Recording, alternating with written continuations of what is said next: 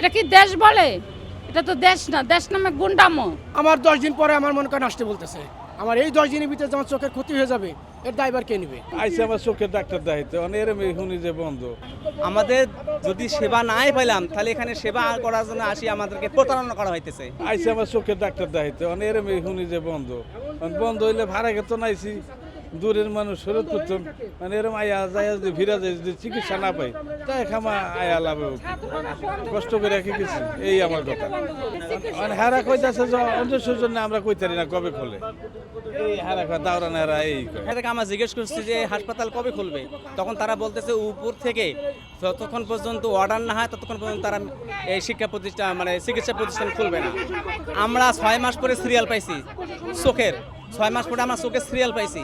আমাদের 3 তারিখে চোখের অপারেশন, আমরা এখন আসিয়ে দেখি বন্ধ। তাহলে যদি আমাদেরকে এখানে সেবা দেওয়া না হয় তাহলে আমরা এতদিন পর সিরিয়াল পেলাম, তারপরে আমাদের সেবা দেওয়ার কি অর্থ হইল?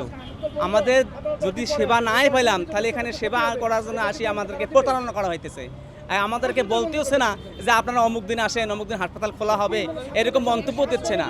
আমরা কিংকর্তব্য বিমূঢ় হয়ে গেছি, একদম আমরা অসহায় হয়ে গেছি। কি করব না করব রুগী নিয়ে আমরা খুবই বেহাল অবস্থায় আছি। এজন্য আমাদের কথা তাড়াতাড়ির জন্য এটাকে সংশোধন করে আমাদেরকে কল করা হয়, বাইরে রুগীদেরকে ডাকানো হয়, আমাদেরকে সেবা দেওয়া হয়, এইটা আমাদের হলো কথা। তার আইন শৃঙ্খলা যারা পরিস্থিতি নিয়ন্ত্রণে যারা পুলিশ আছে তাদেরকে বলছি, তারা বলছে যে এখানকার সমস্ত রুগী বের করে দেওয়া হয়েছে, ডাক্তারকে মারধর করা হয়েছে, ছাত্র এবং পাবলিক ডাক্তাররা মায়ের খাইছে।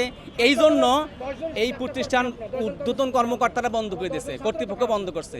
এবং এটা সংশোধনের জন্য যতক্ষণ পর্যন্ত ঊর্ধ্বতন কর্তৃপক্ষ এখানে অর্ডার দেওয়া হয় নাই ততক্ষণ পর্যন্ত প্রতিষ্ঠান খুলবে না। আমাদেরকে এই কথা এখানকার নিরাপত্তা বাহিনীরা বলতেছে। প্রতিদিন আসে যদি এভাবে ঘুরে যায় তাহলে এটা কেমন? জনগণের কাছে খারাপ না? তো জনগণ কি চায়? সরকার কাছে সেবা চায়। তো সেই সেবাটা যদি বন্ধ করে রাখা যায় তাহলে এটা কিসের সেবা?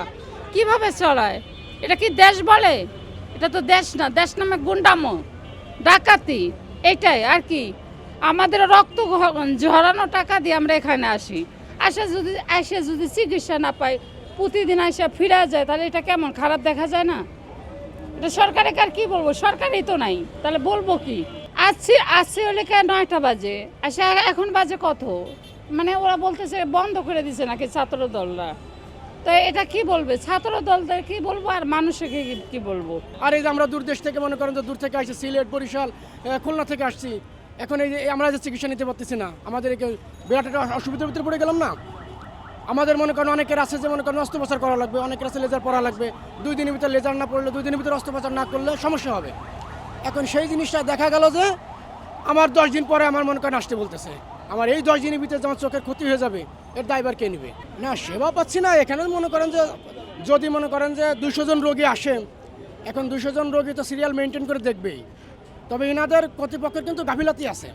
যদি কোনো রুগী দেখা যাচ্ছে আজকে আসছে দূর দেশ থেকে, কালকে একটা ইঞ্জেকশন পায়, যদি ইঞ্জেকশন সাপোজ করে ইঞ্জেকশন পায় কালকে, এই রুগীর 6 দিন 7 দিন 10 দিন ঘোরায়, বলে যে আপনি পরবর্তী সপ্তাহে আসেন।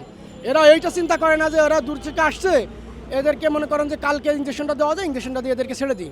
এখন আমি যদি সেবা না পাই, আমি তো প্রতিবাদ করবোই। আমি যদি সেবা না পাই তাহলে এই দায়িত্ব সরকারের, যে মুষ্টিময় 2 জনের জন্য সেটা তো সে তার সমঝোতা করতে পারে না।